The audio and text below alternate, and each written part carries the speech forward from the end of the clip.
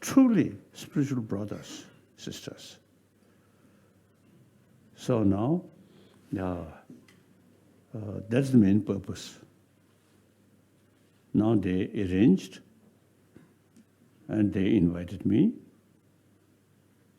And logically, since this idea I suggested, so I should come.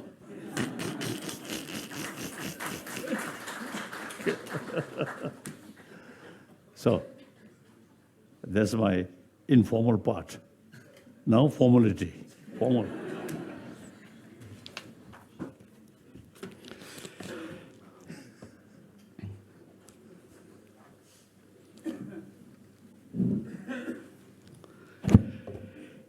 His Holiness the Dalai Lama, dignitaries on the dais, the speakers for this afternoon and this morning who are present, ladies and gentlemen. I'd like to begin, even before welcoming you, with a couple of notations. Is that His Excellency Mr. Hamid Ansari was due, but he was unable to make it on time for because of an unavoidable meeting that he was called in for the last minute. So he will be joining us a little later. And there will be others who are delayed by traffic, I think, an old Delhi story. So we will welcome them a little bit later. But to all here, a warm welcome to all of you to this conference on celebrating diversity in the Muslim world, which has been initiated by the Muslims of Ladakh in the state of Jammu and Kashmir, inspired and patronized by His Holiness the Dalai Lama, for which we are all, of course, very grateful. Thank you all for coming. That said, perhaps an explanation is owed to even why a minuscule population of Ladakh, barely 100,000, has taken it upon itself to initiate this conference celebrating diversity in the vast ocean of the Muslim world, consisting of 1.6 billion people, and how they were urged and inspired to do so by His Holiness, the Dalai Lama. Is it just a quaint fascination, or does it have a leg to stand on? It's a long subject of scholarly inquiry, and that has been studied now for many years. However, let me capture it very briefly. One way to understand the importance of the Muslims in the lexicon of Tibetan civilization is by walking the ground as anthropologists, textual academics, and researchers. We would understand then that the Muslim interaction with the Tibetan world is a phenomenon that began in the 8th century AD and continues to this day. Evidence of this is to be found in the Dunhuang documents, starting as early as the 9th century in textual information, wherein Muslims are referred to with names like Tajik and Khache. Khache, incidentally, is the term that is most widely used for the Muslims, and it is etymologically connected to the word Kashir, which is Kashmir. So it gives you an idea of how early that connection took place. Kashmir, from my own state of Jammu and Kashmir. Contemporarily, today, variants of Tibetan language, it must be remembered, are spoken and its culture adopted in no less than 4 of the 7 SAARC countries, including Nepal, India, where variants of the language are spoken and written in the states of J&K, the state of Himachal Pradesh, Sikkim, West Bengal, and Arunachal. It is also spoken in another SAARC country, Pakistan, in an area known as Baltistan, which also represents a language, and in Bhutan, where Dzongkha is also a variant of Tibetan. Another way of understanding the presence of Muslims in the Tibetan world or the Tibetan civilization is to look at a map. The frontiers of the Tibetan world are ringed by Muslim areas. To the west, there is the complex of mountains collectively called the Pamir Knot. In the northwest, by Xinjiang, where there are the Uyghur, Kazakhs, Uzbeks, and other Turkic-speaking Muslims. In the northeast, Amdo, or as we say, Qinghai also, region, and to the east by Gansu, and to the south by India, where the Muslim presence began in the 11th century, increasing in influence into an empire that lasted up to the mid-18th century. It is therefore reasonable to assume that Tibetan culture would interact with the Muslim world. And indeed, the literature on various parts of the Tibetan world records the presence of Muslims of Uyghur, Kashmiri, and Chinese ethnicity and mixes of them. We will not, of course, explore all of this today, but minuscule as we are in Ladakh, we would like to believe that our experience as Muslims matters. Wonder how it fits in with the rest of the Muslim world, and indeed, to understand our place in that world with an understanding of how theologians, scholars, and practitioners of the wider family of the Muslim world.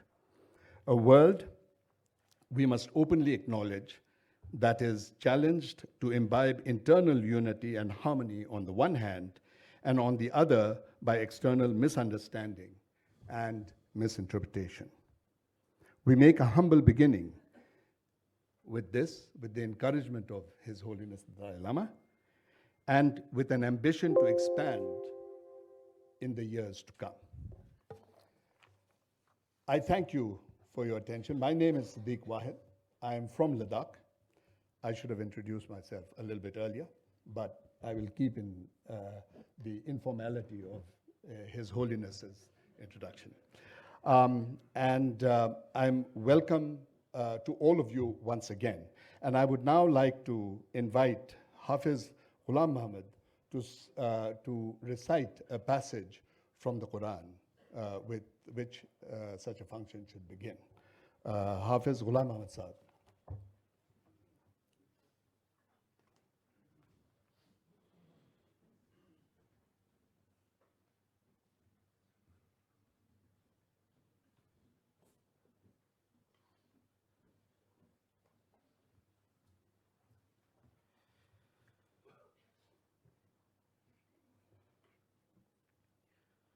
أعوذ بالله من الشيطان الرجيم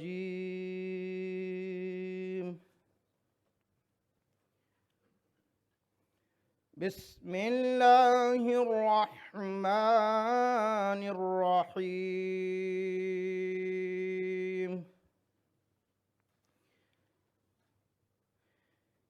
يا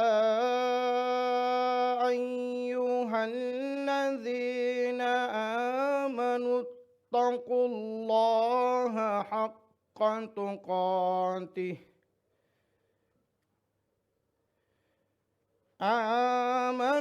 اتقوا الله حق تقاته ولا تموتن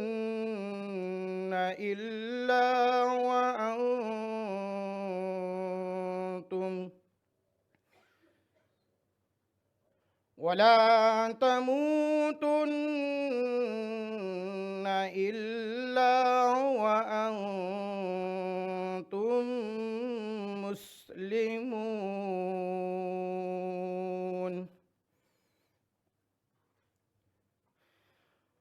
واعتصموا بحبل الله جميعا ولا تفرقوا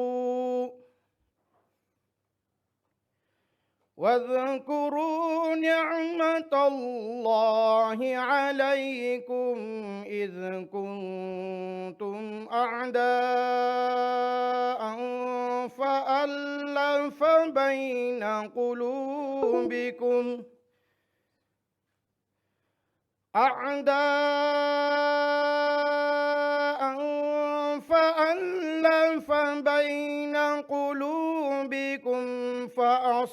أصبحتم بنعمته إخوانا وكنتم على شفا حفرة من النار فأنقذكم منها كذلك يبين الله لكم آياته لعلكم تهتدون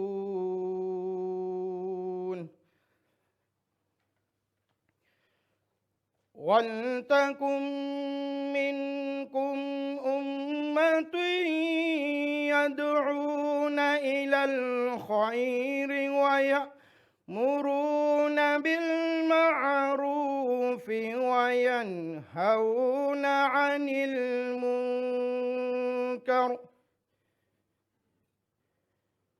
وأولئك هم المفلحون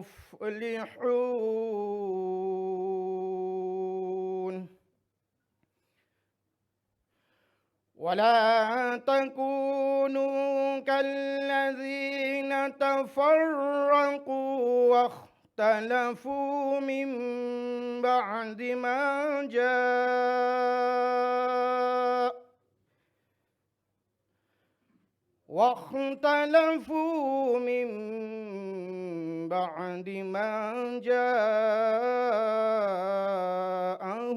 البينات وأولئك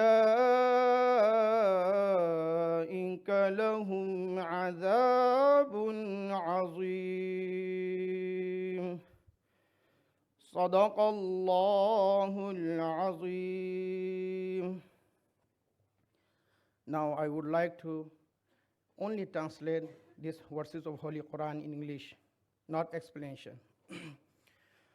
O you who have believed, fear Allah as He should be feared, and do not die except as the obedient of Allah. And hold firmly to the roof of Allah altogether, and do not become divided. And remember the favor of Allah upon you when you were enemies, and He brought your hearts together. And you became by His favor brothers.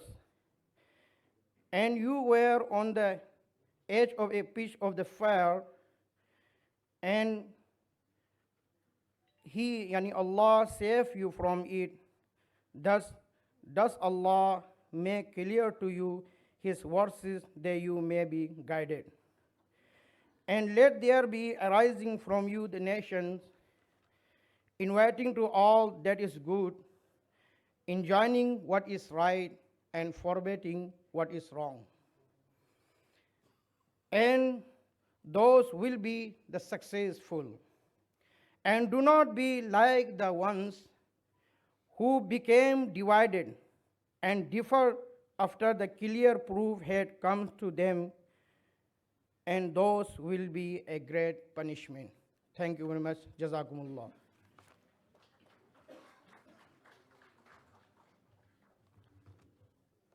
Thank you, Ghulam Ahmad Sahib. Thank you for the translation. But there is, I think, in the original languages of all the spiritual traditions, a certain magic that one can feel. And as you heard it in Arabic, I think it was very moving. So thank you. Our next, the conference was arranged formally by the Muslims of Ladakh, Leh in particular, and the Anjuman-e Moinul Islam and the Anjuman-e Imamiyya, which is the Sunni and the Shia, respectively, segments of the Muslim population of Ladakh. So I'd like to invite Abdul Qayyum Giri to come and talk to us briefly about the intent of the conference today. Thank you. Abu Qayyum Giri.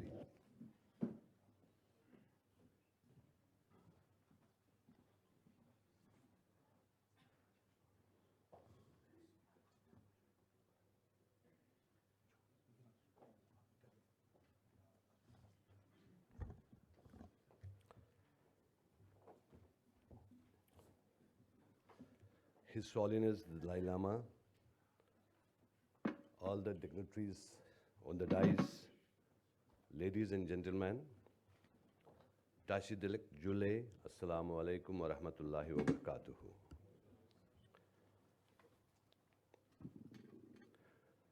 Welcome to this India International Center for our conference. Our intent is to celebrate diversity in the Muslim world.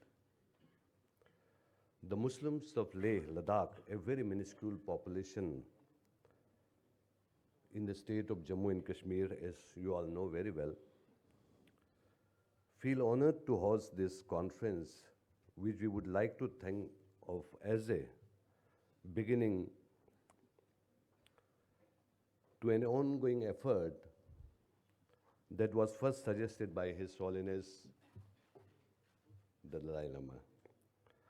And 1.5 years ago, when he visited Leh, which usually he used to do for the last 25 years. So I cannot begin this welcome without first thanking His Holiness the Dalai Lama for inspiring us to begin, encouraging us to continue and monitoring our efforts in trying to organize this conference. For us in Ladakh, His Holiness represents a world of personality that has brought Ladakh into the limelight with the annual visits to our land for many, many, many years. Alerting us to fact that in our humble corner of the world, we enjoy an atmosphere of cooperation, harmony, friendliness, for which we should be very thankful. Of course, we do have differences. When there are differences, dialogues and reconciliation have been our tradition and trademarks. This has been true between Muslims as well as between Buddhists, our elder brothers. So without wasting much time, without taking much time, briefly the first intent of this conference is to make ourselves conscious of the advantages we have as a harmonious community on the roof of the world called Ladakh. Learn from them and to figure out how it can be applied to the Muslims living in the rest of our country, India, wherein it is comparatively peaceful, harmonious, compared to some other places in the world. Our second intent is to let the Muslims and non-Muslims know that we practice our religion in our corner of India in an inclusive way, in keeping with the spirit of Islam and of its fundamental teachings, following our role model, Prophet Muhammad sallallahu alaihi wasallam, with stress to hukukul ibad, which constitutes akhlaq, human moral values, education, and love for all living beings, which of course constitutes 70% of the Islamic teachings, where the present Muslims are lagging behind and needs to be inculcated these qualities within ourselves. Our third intent is to learn from the eminent speakers today, both in this morning session and later in the afternoon session, from our traditional ulamas, and young scholars. Let me say that we honestly intend to learn from them and to take back any word of advice and suggestions so that this concept be taken to other parts of the Muslim world. Once again, I welcome you all, and I hope you will find this conference fruitful and beneficial. Once again, thank you very much.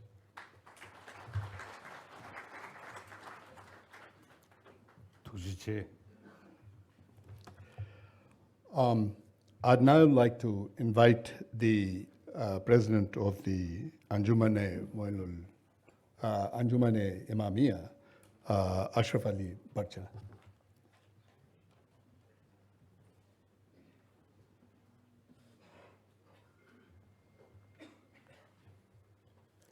Bismillahirrahmanirrahim. The patron and the chief guest of today's conference, His Holiness the 14th Dalai Lama, all dignitaries on the dais, ladies and gentlemen. Leh is a remote region with a tiny population of Muslims, which is in Ladakh. During his visit to Ladakh, His Holiness the Dalai Lama, who is a cultural unifier for all of us in Ladakh, made it a point to tell us that our community was lucky and fortunate to have an atmosphere that is stable, calm, and peaceful when compared to elsewhere.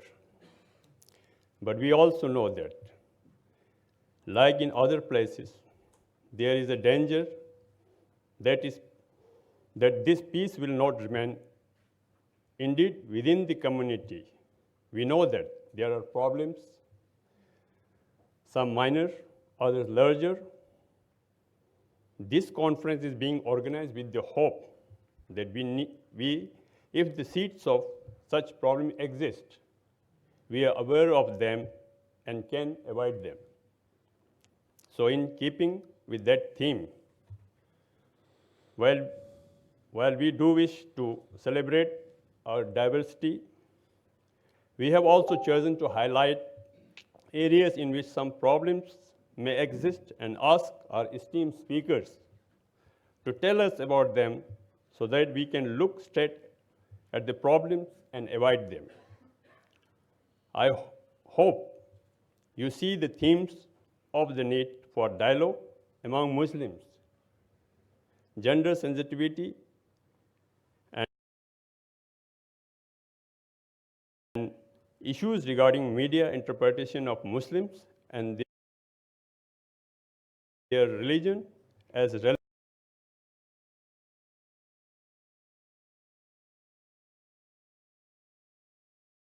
The first is that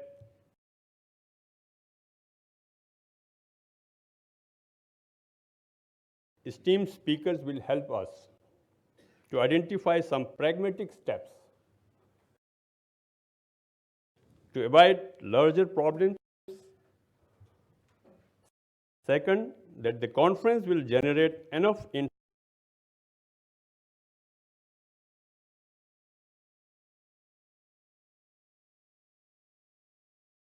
mental ecology. My third hope is that after we cultivate the spirit of harmony among ourselves, we will be able to take our message to other parts of India and to the world at large. A message inspired by teachings of our religion and His Holiness the Dalai Lama's encouragement to us to learn from it.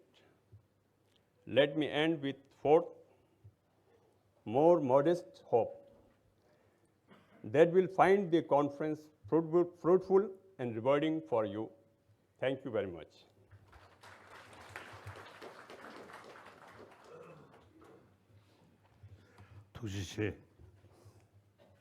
As you will see from your programs, we will call upon His Holiness to address us now. But before that, I would like to make a brief announcement, and that is that, as you can see We are fortunate that in keeping with the spirit of dialogue and His Holiness's generosity, he has agreed to field some questions from the audience, as is the practice of all great teachers all over the world, to answer questions that people have. In order to avoid the questions being redundant or too long, please write down your questions on the pads that have been provided to you, and then there'll be volunteers walking across the aisles during and immediately after the talk. And if you will pass them on, they'll be sort of sorted so that we don't have redundancy, and then passed on for me to read with them. Also, I prefer direct question, not written. All right. Much better. So, well, I think If we've been overruled by His Holiness. if question have some sort of uncomfortable for me, then I have right to say no comment. So no problem. All right. Well, as you can see, His Holiness is very generous. So we will ask you to raise your hands. I will have the very difficult and onerous, not right now. I will have the very onerous and difficult task of trying to identify, but we'll have to limit the number of questions. So I ask for your forgiveness in advance for this. And I'll have to apologize for that, because we can't continue on for as long as I'm sure His Holiness would like to sometimes. So with that, and without further ado, may I ask Your Holiness to kindly address the audience. Nice score. Right.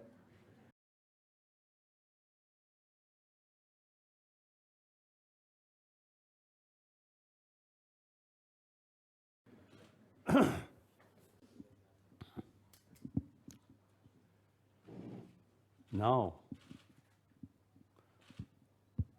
since this planet developed over billion years,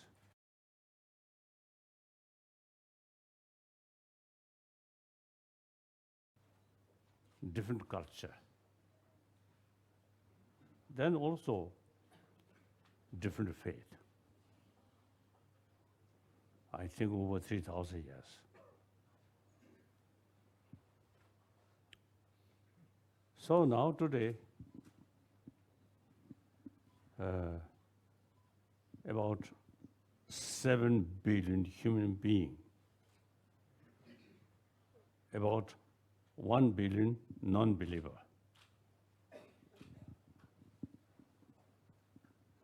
And among those, about 6 billion is in different religious tradition. So these, I think, around 3,000 years. Firstly, I think in India, the tradition of meditation we call shamatha. And with that, and also analytical meditation, we call vipassana.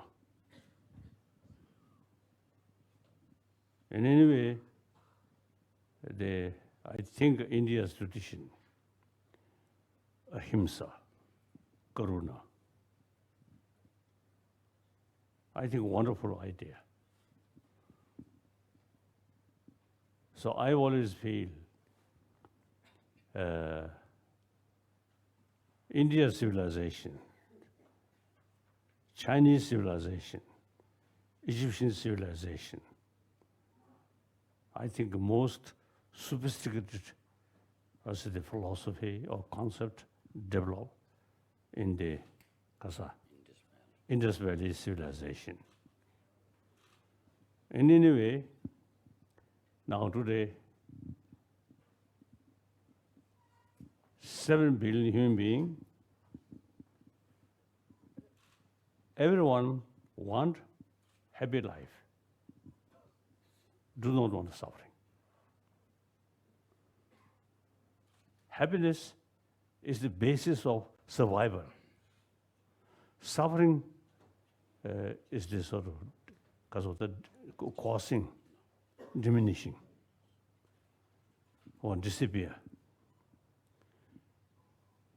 So therefore, each 7 billion human being, you see, want to survive. In order to survive, happiness is the key factor. So 7 billion human beings, everyone want happy life. At the basis of happiness is human compassion.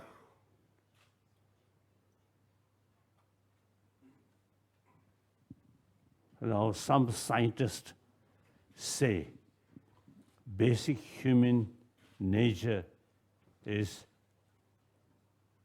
compassionate. It is true. We are a social animal. Any social animal, individual's survival depend on rest of the community. So, in order to bring together and taking care, the key thing is love. So from birth, we received maximum loving kindness from our mother. Nothing to do with religion. So basic human nature,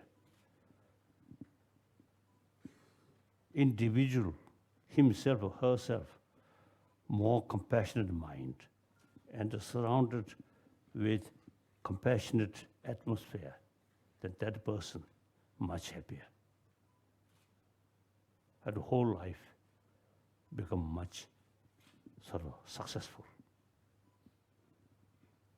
One individual surrounded without friend or affection, then that individual, no matter how rich, cannot survive, cannot be happy one. It is true. Then, moreover, now scientists, they say constant anger, constant fear is actually eating our immune system. So now, be more kind person is nothing to do with religion. Simply, in order to be happy individual, happy family, happy community. So now today, the reality is 7 billion human beings, different continent, different climate, different language, but same human being. So everyone want happy life. So now, future of East depend West. Western future depend on East. Similarly, South and North. So now today, the reality, the entire 7 billion human being is actually one human community. So now, according to that reality, now we really need a sense of global responsibility. It's nothing, something holy. It's something necessary. So therefore, firstly, I always consider I am another human being. Out of 7 billion, I am one human being. So my own future entirely depends on the rest of the world. Rest of the world, peace, happy, I get benefit, maximum benefit. Now today's world, in spite of many material development, material facility, but a lot of problem, lot of suffering. Essentially, we human beings created.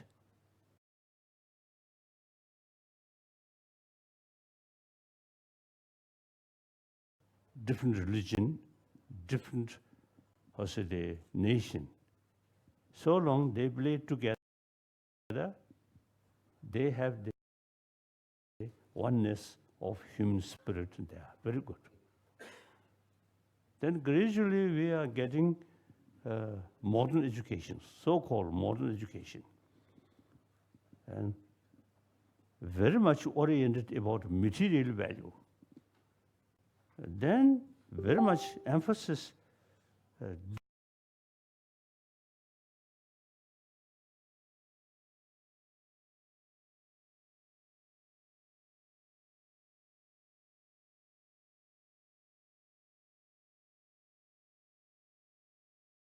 different race or different nation.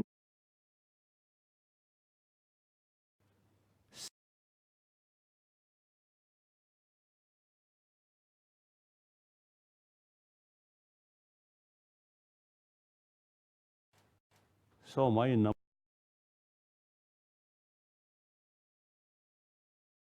one commitment is try to share other people. We are same human being. When I meet people, I never feel I'm something different. I'm Tibetan.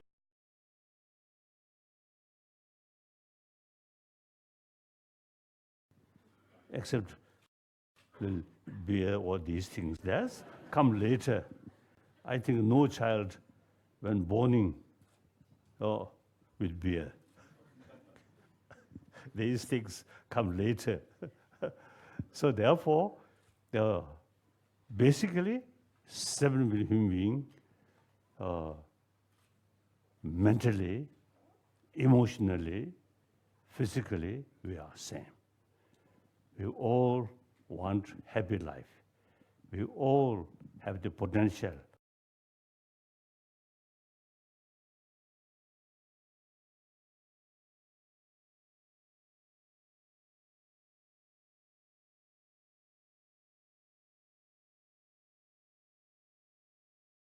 Commitment is try to one human being, share with other people. The basic human value is compassion, loving kindness. On the basis of scientific finding, not religious sort of thinking. Then, second commitment, I'm Buddhist. So all major religious traditions carry same message of love. Now Muslim, Islam case. Those Muslims in Tibet, as I briefly mentioned, very peaceful. No record of quarrel. Muslim, very peaceful. And then also my own birthplace area, many Muslims, very peaceful. Then Islam. One time in Turtuk, in Ladakh, one meeting, one local, the head of the Muslim, Imam, he expressed, any Muslim, they love Allah, so they must love entire creation of Allah. Wonderful. Wonderful. So Buddhist terminology is mother sentient being, entire sentient being. We should feel as dear as your own mother. So in philosophical field, big differences, but the real message is same. We should extend our love towards entire the creation way, a creature of Allah. And then one occasion, one Muslim, he told me, any person who create bloodshed other than no longer genuine Muslim practitioner. So therefore, you see, we already witnessed many Muslims through centuries in Tibet, very peaceful. And then there are sort of Islam teaching. Main teaching is practice of love, loving kindness. So now that is the reality. Now, unfortunately, we enjoy here peaceful, but next to our neighbor, Afghanistan, killing in the name of Shia and Sunni, and Syria. And then, what is it called? Yemen. When I saw some children, immense suffering, no proper medication. Sometimes when I look at these pictures, sometimes tears come. What is wrong with these young children?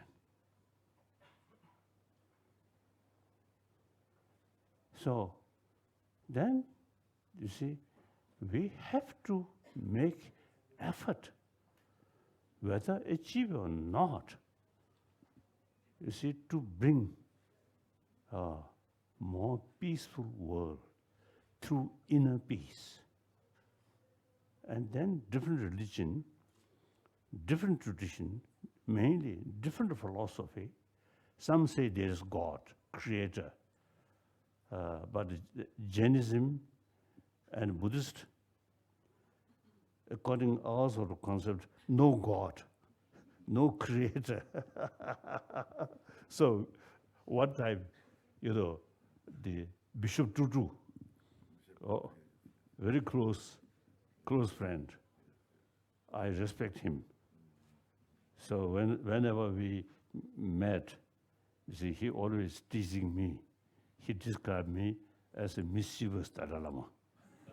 And I respond, mischievous bishop. So one occasion, you see, he told me, he as a Christian, believer, believing in God. So therefore, after his death, he ready to go to heaven. Dalai Lama, non-believer, so go something different place. There's most probably hell. So in the philosophical field, there is big differences. And within non-theistic religion in India, Jains, and some part of Sankhya philosophy, and Buddhists,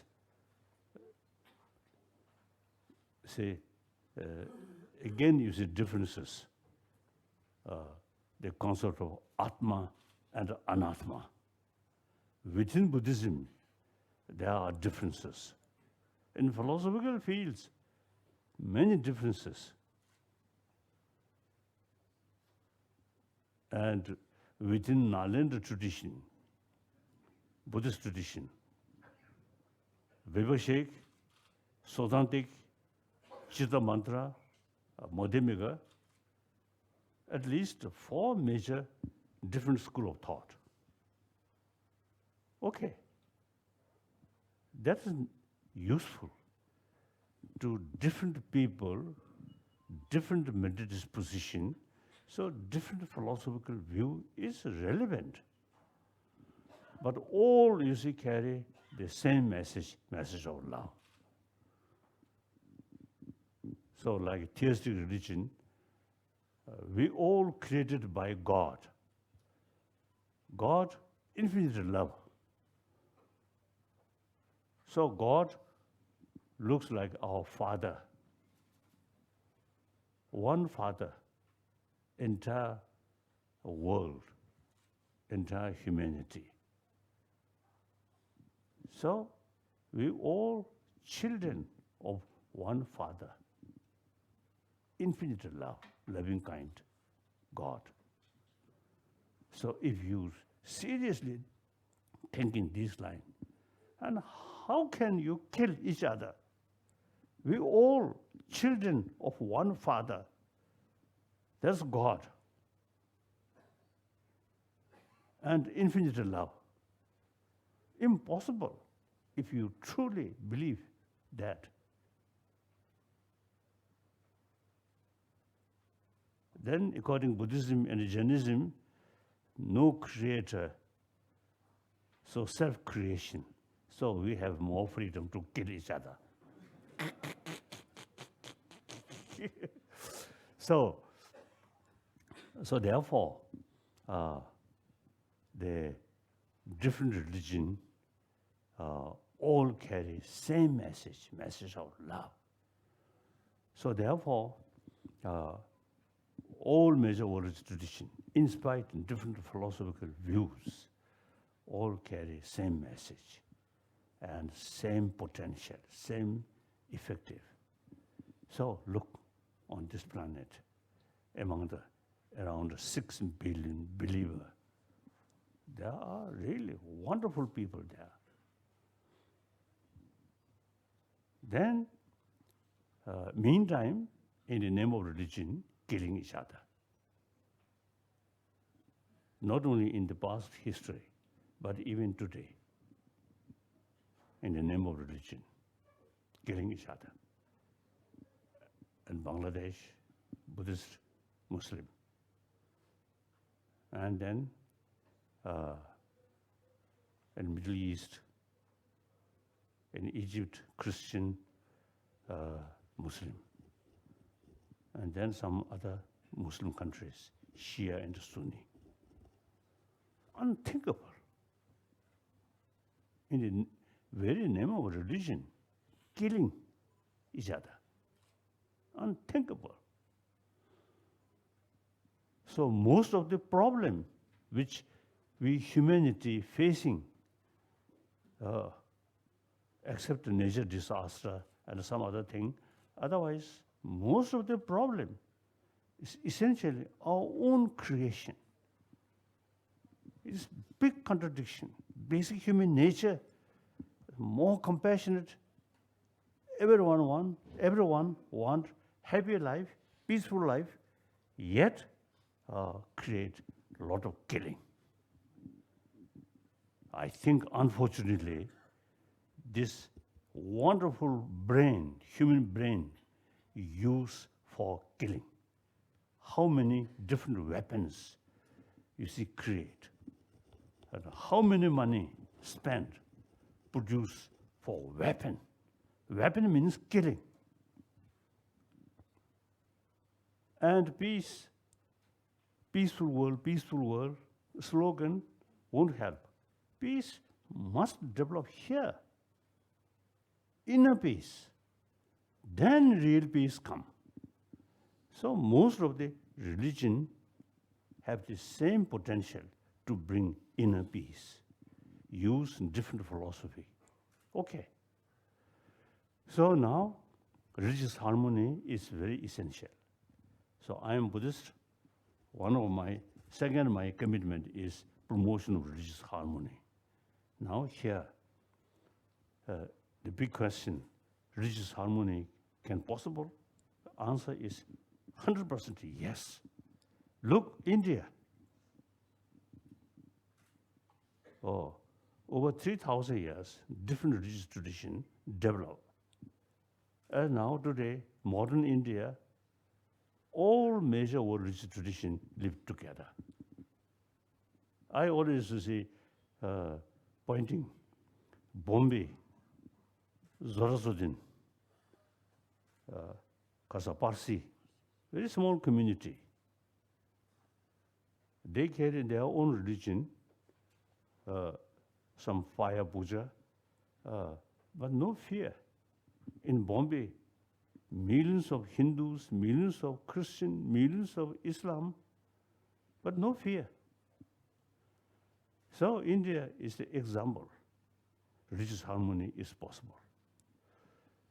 So meantime, now time come, since you see, conflict in the name of religion is growing, so we should make every effort, you see, to tell world, to show world, religious harmony is possible, and all religion carry same message. Different tradition necessary, different because of the mental disposition. So we need different sort of the tradition, different philosophy. So now, India should be more active to show the world religious harmony is possible and necessary. Now in this case, within Muslim, Shia and Sunni,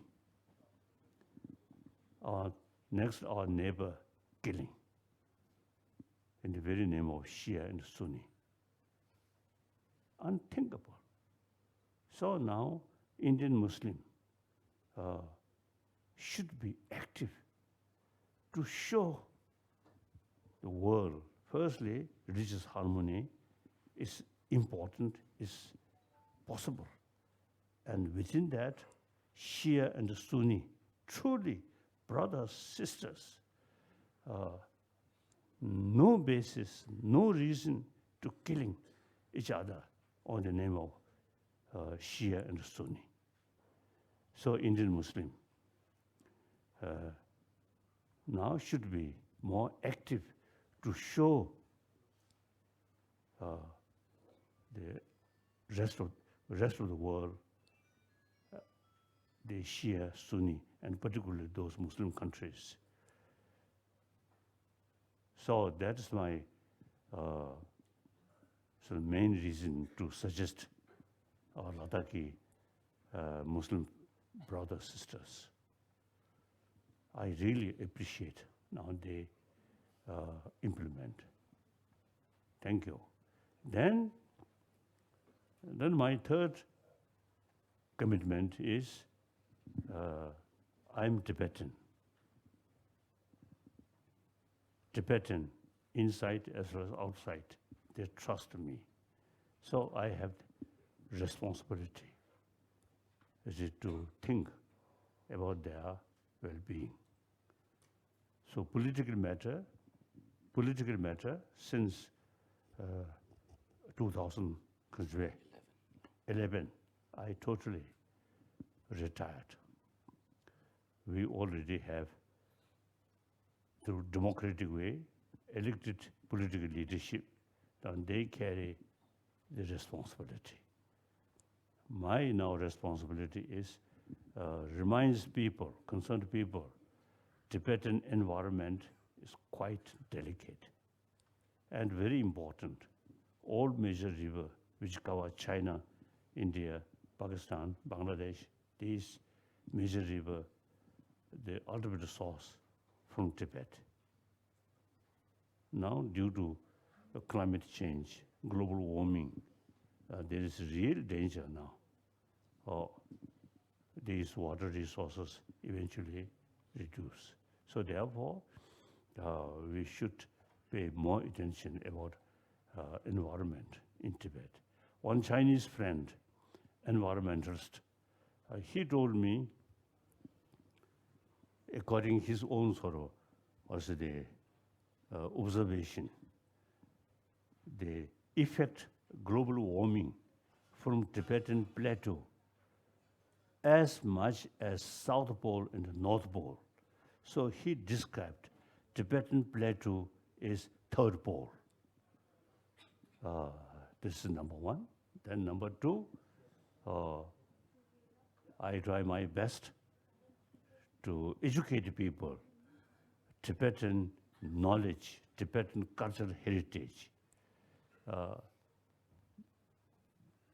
In India, Nalanda tradition, really, I think most sort of advanced sort of education center, knowledge center. So that since 8th century, Indian Nalanda master Shanta Rakshita invited to Tibet. He introduced the Nalanda tradition. One unique thing about a Nalanda tradition is we extensively study philosophy and psychology and logic. So that very useful. So we always emphasis importance of investigation, not just to believe, faith.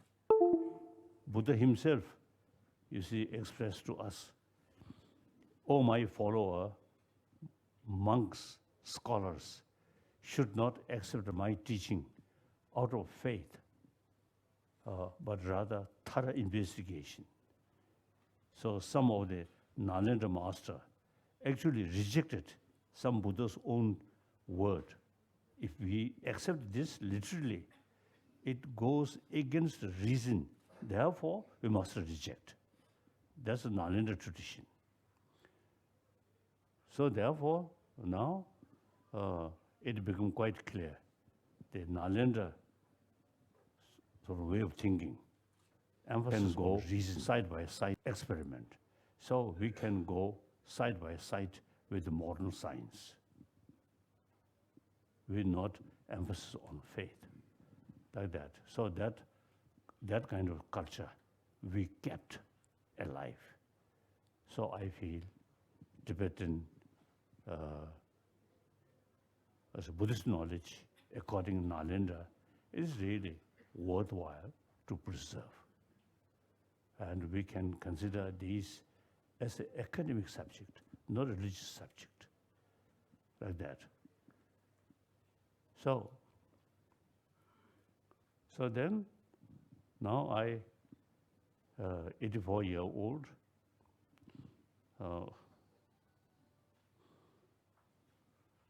major portion of my life spent in this country, in India.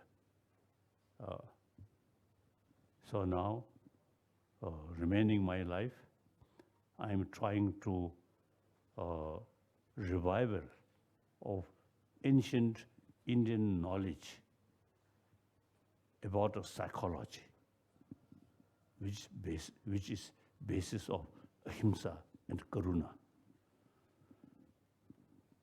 So now, conclusion, our main purpose is try to show the world in general, particularly Muslim world, there is no basis quarrel in the name of Shia and Sunni. Truly, brothers, sisters, and we should live in the spirit of brotherhood, sisterhood. Okay, thank you.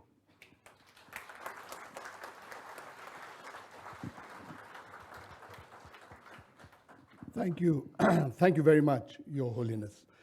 I should say that we will now start the questions, but before that, there will be a 10-minute break. And I want to announce that this is a very strategic break because at exactly 11:15, we will start the question and answer session with His Holiness. So in the meantime, those who want to take a quick break may want to do that and have a cup of tea outside may please do that. But we will start exactly at 2:15. We are running about 5 minutes late. Thank you very much. 그 차이 어르베. 차이 어르베.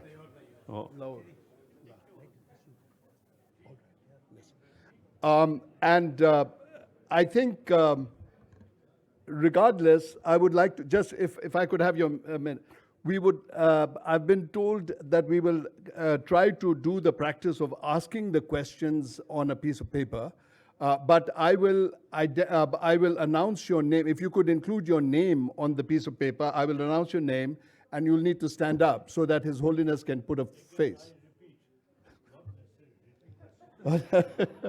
No, okay, well, we'll see that. Please have your tea outside.